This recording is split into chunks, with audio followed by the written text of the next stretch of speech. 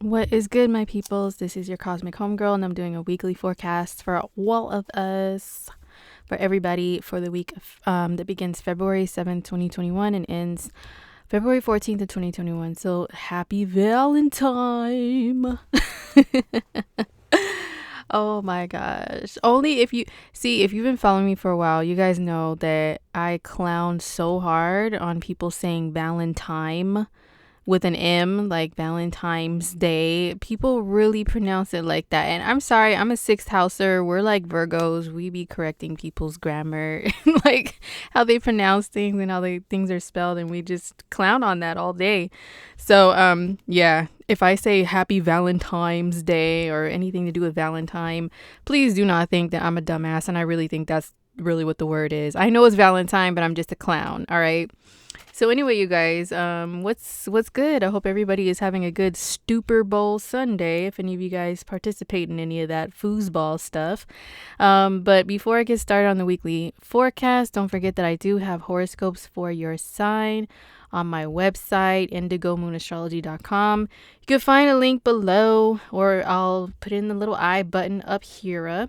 So I have February horoscopes if you want to know what all this Aquarius party in the sky is doing for you, and what's Valentine's Day like for your sign also. Then definitely cop a February 2021 horoscope.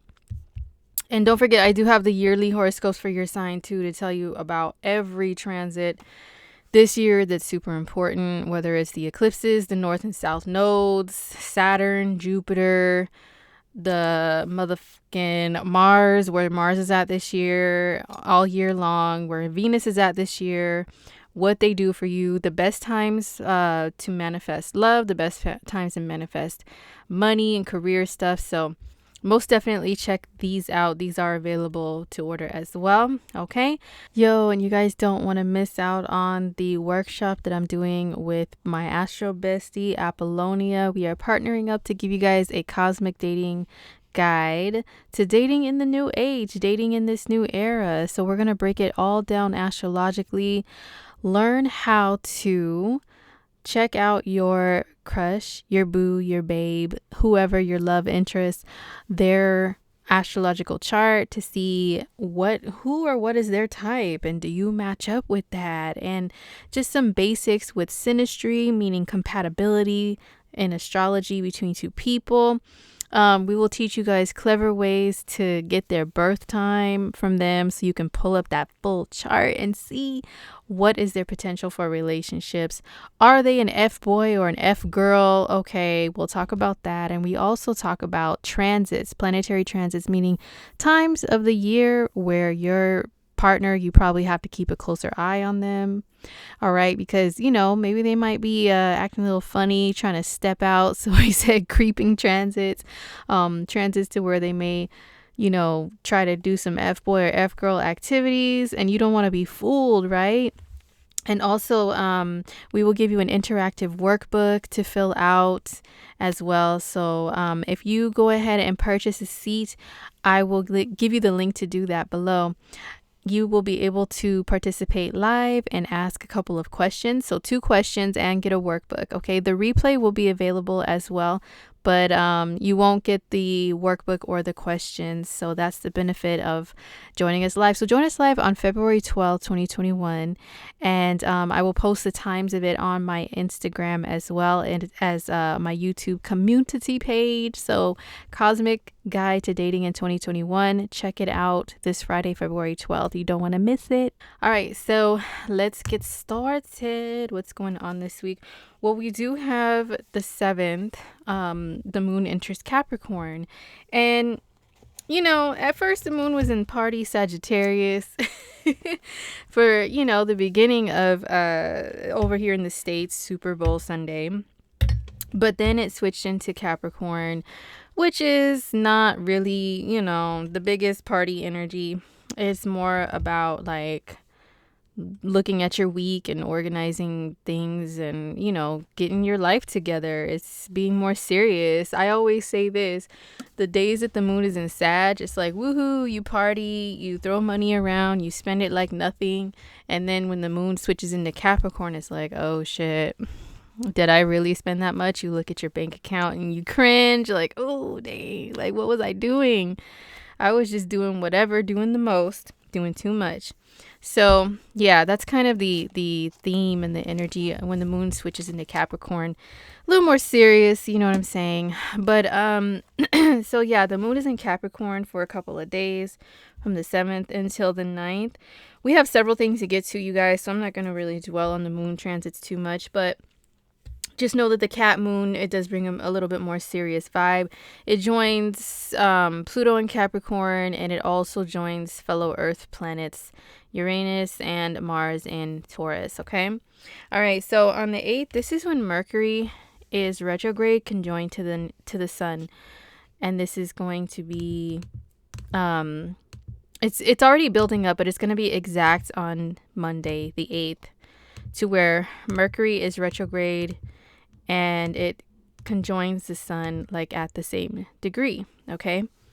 So yeah, it's like early in the morning over here on the west coast of the US.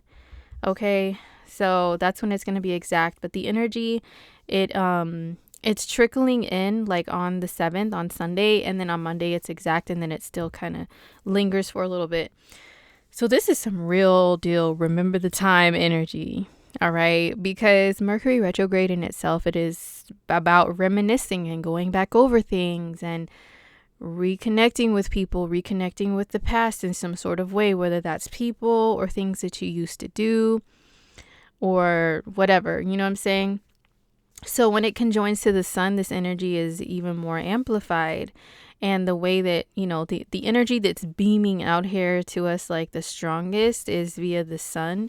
And then Mercury joins the sun, you know, so like that mercurial energy is really strong. So you're probably going to see much more throwback posts on social media. People, like, whether it's about pop culture or their own personal lives, you know what I'm saying?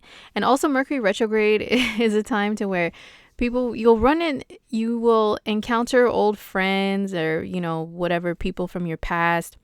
Yes, unfortunately, old relationship partners, unfortunately for some people. But it's true, like, even if you don't mean to, even if you're like, oh, I'm not going to be online right now, or I blocked all these motherfuckers, I blocked everybody, and I'm just laying low, being low key, you'll still end up running into people unintentionally. Trust me, it happened to me over the weekend. I was just posted up at a spot, you know, doing some astrology work, and in walked one of my homeboys I haven't seen in person in like, I don't even know how long. Maybe it's been like a year, a couple years, I don't even know. And it was very random, and we got to chop it up for a little bit and catch up. And it's so Mercury retrograde, like, and I've heard many stories from like friends and different people that during Mercury retrograde times, they just accidentally run into people, even if it's people they don't want to see, you know what I'm saying, like exes and old enemies. And sometimes things like that happen if you really look deeper into the reason why you run into people during Mercury retro. There's usually some sort of reason, you know what I mean? Like, there's usually a reason. Like the homie that I ran into, there were some things that we talked about that I was like, wow, you know, it was very meaningful and dope conversation that had me thinking a lot, you know what I'm saying? And I hope I was able to give the same vibe back, or the same effect back to him. But and there's conversations that may come up with people who are current in your life consistently, that maybe there's things that haven't been addressed that need to be addressed, that have been swept under the rug, you know, and they just need to come up for conversation, like real deal. So Mercury retrograde isn't all bad. It's not all just like your exes are trying to text you and they're trying to, you know, they're reminiscing about you, and then they come back for like 2.5 seconds and then they fucking flutter off or gallop off or whatever, because they're probably a Gemini, a Sag, a Libra. You know what I mean? The ones that like, I was just bored, so I just hit you up. Okay, that was fun. Goodbye again. Oh. You know, some people may do things during Mercury retrograde just because of that, not for meaningful reasons. But some people, they do hit you up because maybe they do feel remorse. You know, there's a conversation that maybe had, you know, should have been had in the past, but never occurred, and maybe people are really deeply thinking about stuff.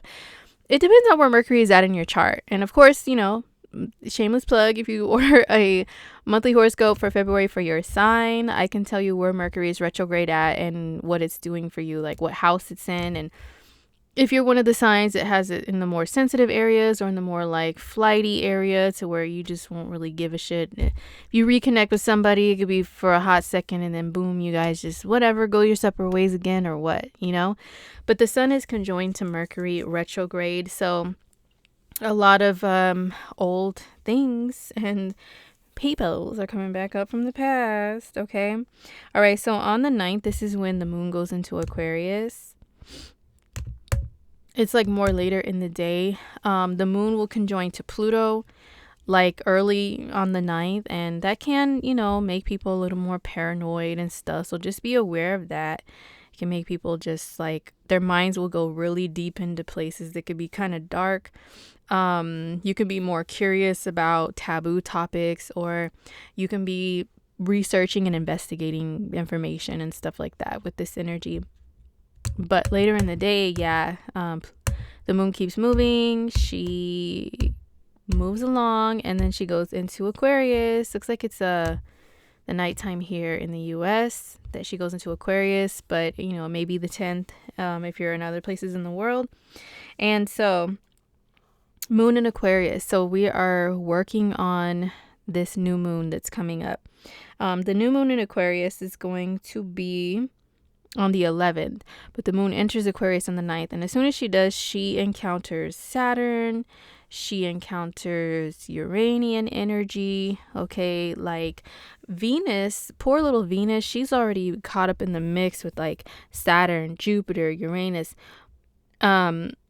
And later in the week, Mars, you know, so little Venus is just getting beat up, boy, let me tell you. She's just like, she doesn't know what to do. She's over here, then she's over there. One minute she feels this way, then the next minute she feels that way.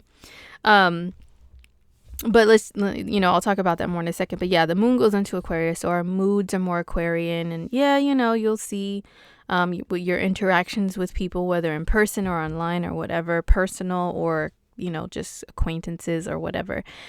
There, people will be more on that conspiracy theory tip and, you know, wanting to talk about aliens and science and stuff like that, and social justice and you know, who was right and who was wrong when it comes to things to do with large groups of people or communities or whatever.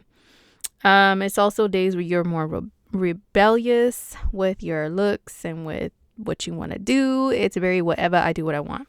But when the moon is encountered, when the moon encounters Saturn, you know, she's like more on the serious tip. She's less rebellious. But the thing is, the moon will encounter Saturn and also at the same exact time be squared by Uranus. So it's like, whatever, I do what I want. You know, the moon in Aquarius by itself wants to say that too. Whatever, I do what I want. But Saturn's like, oh no, you don't, little missy. There's rules to follow. You cannot just wander off and do your own thing. You have to stay within the lines. You can't just like go this way and that way, zigzagging on this path, you know, like you can't do that. You have to color inside the lines, okay? So the moon that's like how our mood will be on the 9th and the 10th. And then, you know, the moon will move along and encounter Venus. She'll, you know, square Mars. She'll encounter Jupiter. She'll be more happier. Our mood may be a little more happier when, like the next day, which is the 10th, when the moon is like, you know, with Venus, with Jupiter, and she'll be squaring Mars, which is not happy, but still, you know, a little bit of a tad bit of a better vibe. Okay. Speaking of the 10th, we do have Mercury retro squaring Mars. Okay. This is going to be exact on the 10th, more like earlier in the day. So this can be a day to where, especially because it's in Aquarius and in Taurus, two fixed signs. Aquarius is about, you know, social justice and looking out for the underdog and for certain groups of people. So you may see more arguments or get into arguments with people about stuff like that. But just be careful, because Mercury retrograde, you know, it's retro. Things can backfire and work against you when you're trying to push forward with your own thoughts and ideas or whatever. So you have to like, use a lot of discernment with what you say and stuff. Okay. Or this could be other people going rah at you because Mars's energy is very raw. But when it's in Taurus, it's stubborn. Like it's not going to yell as much, but it's still going to like be very stubborn and have to be right. Both of these signs, they think they're right about everything. Taurus and Aquarius. Okay. So this could be, you acting this way or others acting this way. It's like squaring off. You know what I'm saying? You can have that one P. Diddy staring contest with another person. Like, are you going to budge? No. Are you? No. I can't remember. It was like a show that P. Diddy was on. And there's like a video, like a GIF meme of like P. Diddy staring down this dude. They're just staring at each other back and forth. The camera zooms in on it. I don't know. I think that shit is so funny for some reason. But anyway, you can have like a stubborn ass contest, of not budging with somebody, okay, around the 10th, on or around the 10th. But what I was talking about with Venus, okay, she comes into a conjunction with Jupiter on the 11th. So she Venus and Jupiter are both at 12 degrees of Aquarius on the 11th. And she is moving away from Saturn, but Saturn's still sending a little bit of haterific energy towards her, trying to tell her what to do and she can't do this, she can't do that. There's rules and all this stuff, right? And she's also still receiving buzzes from Uranus and also now starting to receive jarring energy from Mars. And then Mercury's right here too, like trying to get her to be all chatty and talkative. And then Saturn wants her to shut the up, and then Jupiter wants her to like be happy, yay, towards everybody.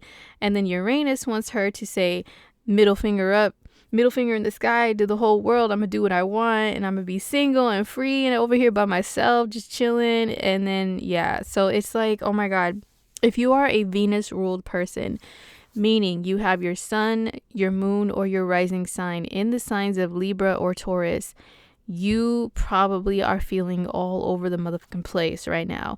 And if you are, you cannot just blame Mercury retrograde alone, okay? It's because your ruling planet, she is like in the midst of all of this energy, all these different energies. They're all representing different things. It would be different if it was just like Venus with Jupiter, together, and at the Venus, Jupiter, and Mercury together, and that's it. You know what I'm saying? But no, it's like stingy Saturn, stern, strict Saturn, and also jarring Mars, and then jolting with electricity, challenging, stubborn Uranus. Like, oh my god. So relationships, which Venus rules, can be tested a lot this week. And I know everybody's looking forward to their being with their boo or having a Valentine and everything. But honestly, this week it can be challenging. Maybe not for everybody. Some people, like, energy affects us all, but we all respond differently to it. And some of us are more receptive to things to where we feel every shift than others. Some people are really more like grounded and earthy, and they don't really feel the shifts as much. They don't let themselves be moved by a lot of these crazy energies in the sky. Maybe it's more things they witness around them or something. So everybody's situation is going to be different, but of course this is a general forecast. So in general, I'm going to say a lot of relationships can be challenged at this time. All right, because Venus rules relationships and she's all in the mix with all this shit, man. It's just crazy. But yeah, her being in a conjunction with Jupiter is her being more jovial, happy, generous, but also not completely looking at the consequences of things and not completely looking at her bank account when she's swiping that card. Because Venus also rules shopping and money and the things that make us happy that we purchase with our money, so and also Venus rules beauty and just like looks in general, vanity, your self self-esteem, your self-value, so that can increase when she's in a conjunction so close with Jupiter, which I think is really dope. A lot of people may need that, that switch up from the heaviness of Saturn telling you ain't shit and look at you need to change this and you need to work out, you need, making you be like mad critical over yourself. Venus and Saturn can do that. And now she's with Jupiter, who's like, you're just fine how you are, girl. You better work. And Jupiter energy it rules Sagittarius. And if you know Sag people or people with strong Jupiter or ninth house placements, they are going to be your biggest cheerleaders in life. They're going to tell you, you are the shit. You are the bomb. You're talented. You're this, you're that. Like, I love my Sagittarius friends, because that's how they are. You know what I'm saying? And there's those of us in life that have suffered with like low self-esteem, low self-value. Your Sag friends will lift you up. Your Jupiterian friends. So Venus and Jupiter together, it can bring more of that vibe. She's, like I said, she's slipping away from the grips of Saturn. And now, she's hanging out more closely with Jupiter, getting these sunnier, happier vibes and stuff. Now, so that's on the 11th that it is exact. And also on this day, this is the new moon. You see the sun and moon are both at 23 degrees of Aquarius. So looks like it's around the middle of the day here in the US. But, it may be late at night if you guys are more east of us. So what does this mean? Well, new moon in Aquarius. It's at 23 degrees of Aquarius. The only real aspects it's making to other planets, it's making a conjunction with Mercury Retrograde. Okay, so that's in the mix with the energy of this new moon and the imprint that it leaves on us. And also it is squaring Mars. So, it does depend upon where all this energy is at in your chart, where Aquarius is at, where Taurus is at in your own chart or based on your sign. But just generally speaking, a new moon in Aquarius with all this other Aquarius lineup, of course, just generally like nationally, globally, or whatever, there could be something that comes out that's more about like aliens, more stuff that comes out about like, how there's been these headlines, have you guys seen them, of UFO information being uncovered by the government, and the government is being forced to open case files about UFOs and admit that they exist and stuff like that. We could see more breakthroughs, possibly. This is new moon energy, which is like, it's more temporary. I think we are going to continue to see that stuff because of Saturn and Jupiter in Aquarius. And then, like a couple years from now when Pluto enters Aquarius, shit, it is on when it comes to the UFO stuff, the aliens and the government uncovering stuff, and like, the air travel, like on Earth, like changing and all that science stuff. Oh my God, I could just go on about that. But anyway, but this new moon, because there's such a concentration of Aquarius energy along with it, I'm saying there could be something that comes up. There can be some major developments that have to do with social justice as well, with everybody, receiving equal rights and being treated fairly and stuff like that. Aquarius doesn't necessarily rule the government itself, but it rules the people. So maybe we could see something where people in your country or your city or wherever you live gathering together for a common cause to like make waves, that influence some sort of really big change in some sort of way. But we have a new moon in Aquarius every year, y'all. This is not like, I'm not gonna sit here and act like, oh my God, it's such a world phenomenon, this new moon. No, we have one every year. But the planetary lineup that goes along with it does not happen every year. So that's the only difference. But yeah, something Aquarian is happening big time on the 11th. What else can I say? The square to Mars, of course, it can mean that there's some resistance that's like mad stubborn from outside sources with whatever is trying to be accomplished. That can mean even you in your personal life, your personal world, wherever Aquarius and Taurus are at in your chart. Once again, there could be some stubborn resistance from others or even within yourself.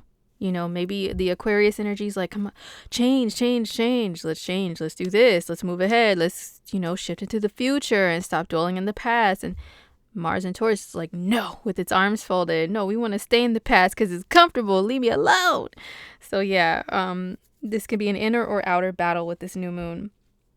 So we do have the moon shifting into Pisces on the 12th. And is it the 12th? Yeah, it's probably, I think it's like right as the 12th starts. Yeah. So yeah, the moon shifts into Pisces here, and it'll stay here until Valentine's Day, until February 14th. Moon in Pisces days, your inner mermaid, your inner fairy or elf or gnome, your inner unicorn, all come out. We become more sensitive. We become more artistically inclined. We want to watch movies and listen to music more and just get lost in all of it. We daydream more. We sleep more. Our dreams are more prominent, especially on the days when the moon is very close to Neptune, which looks to me like it's the 13th. Yeah, all day on the 13th. We could be lazier. We can be totally lost and literally lost, like driving around under a Pisces moon, especially conjoined to Neptune. Shit. You better be paying attention to that damn GPS, boy, or to the signs around you. You know, if you don't rely upon GPS to get around, just, you know, you can easily miss your turn, your exit, or whatever. Like, oh my god, it's so annoying. But yeah, especially under a Mercury retrograde and the moon and Neptune are conjoined in Pisces. Be very careful when you're driving. Okay, be very careful. You can just totally get lost in la la land, especially if you drive and listen to music or anything enjoyable, because Mercury is retrograde. Mercury's conjoined to Venus and Jupiter. Very happy energy, but you're caught up so much in that happiness, and then you're zoning out with the Pisces shit right here, that you just like are not all the way focused on reality and responsibility and your destination. This can go with driving. This can go with even like things that you have to accomplish and get done that day. Yes, ma'am. Yes, sir. Okay, so yes, on the 13th, Mercury is retrograde in a conjunction with Venus. This is like exact on the 13th, but I think on the 12th, it's like still building up. It's still kind of prominent. You know what I'm saying? So the 12th and the 13th, this is Mercury retrograde conjoined to Venus. Now listen, this is right near Valentine's Day, and I spoke more deeply about this in the February horoscope, like for the month. So if you want to check that out, most definitely do that. But because I gave a Valentine's Day forecast, you know, in particular. So Mercury and Venus together, this is sweet talking. Mercury is talking, Venus is sweetness. And then conjoined to Jupiter, Jupiter is exaggerating things. And like I said earlier, it's like energy that could be your biggest cheerleader and tell you all these great and wonderful things, which, you know, someone may or may not mean. Maybe they're just wanting to blurt out positive things. And so you're just right there. So they're just like, yay, positivity. But it doesn't really mean shit to them, like on a deep level. So people can promise more than they can deliver when there's Jupiter involved. They can bite off more than they can chew, so to speak. It's like you see the grand scheme of things, but you skip and miss out on the important little details that may not be as, you know, happy of things, right?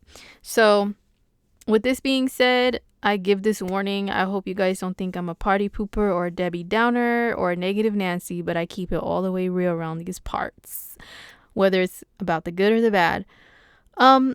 You know, because it's retrograde Mercury, and that means people from the past, be aware that you may have people hit you up for Valentine's Day, around Valentine's Day, to make plans for Valentine's Day before that day, that maybe they are just trying to sweeten you up and all this stuff. And, you know, maybe they might be sincere in their sweetness, but maybe like the depth of what they're saying to you or promising to you, if it's a reconciliation, for example, maybe it's not really that deep with Jupiter involved. Maybe it's like, oh yeah, I'm gonna change, and we're gonna do this, we're gonna get back together, and I'm gonna do this for you and that for you, you're gonna see, I'm gonna give you the world, baby, you know.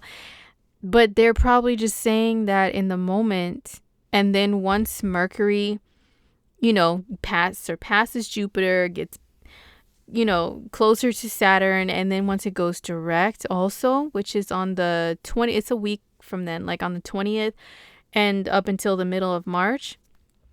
You know what I'm saying? That could be the time where somebody might be like, oh, I promised you that. I said that. I said I would do. Oh, shit, dang. Like, I didn't really mean it. You know what I mean? I was just trying to, have a little good time together for Valentine's Day. And then it's just like, wow, really? And if you are meeting somebody new and you're going out on a Valentine's Day, just be aware that things could be too good to be true. Better than what they seem. You know what I'm saying, with this energy here. If it were not retrograde, I wouldn't give as much warning of this energy. I would still with Mercury and Jupiter, because that could be tricky energy.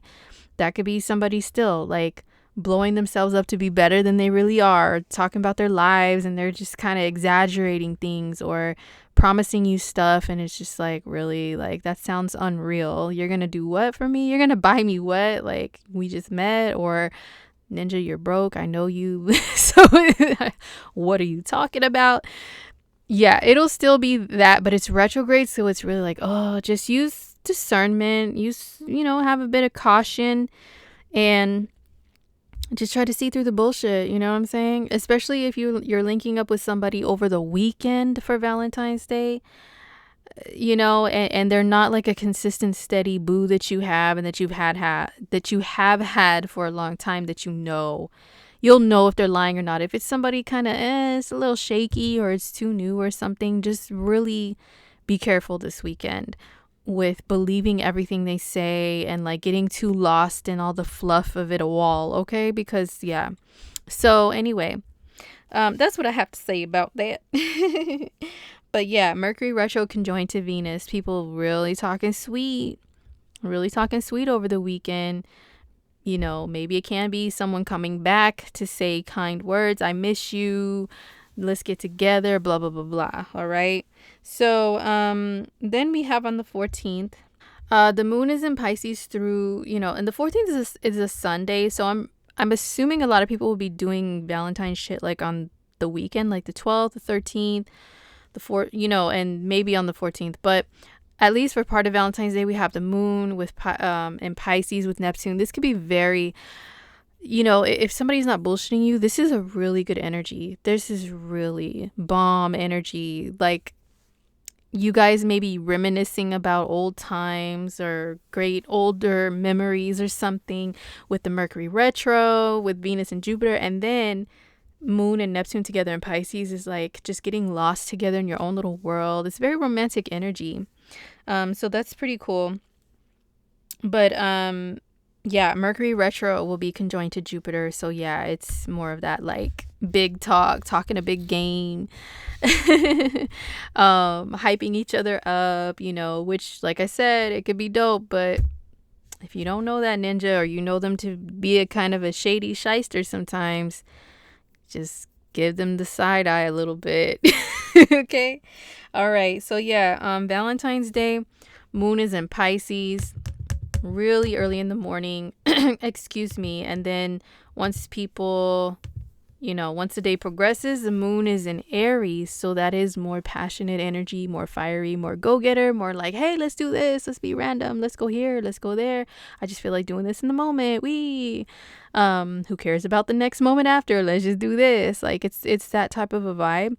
But as with every month, while Chiron is in Aries, which is going to be for several years, okay, he moves very slow through the signs. The moon and Chiron together, the moon is emotions and your mood. Chiron is victimization, being wounded, being hurt, and also trying to heal from that hurt or trying to heal others from their hurt, okay?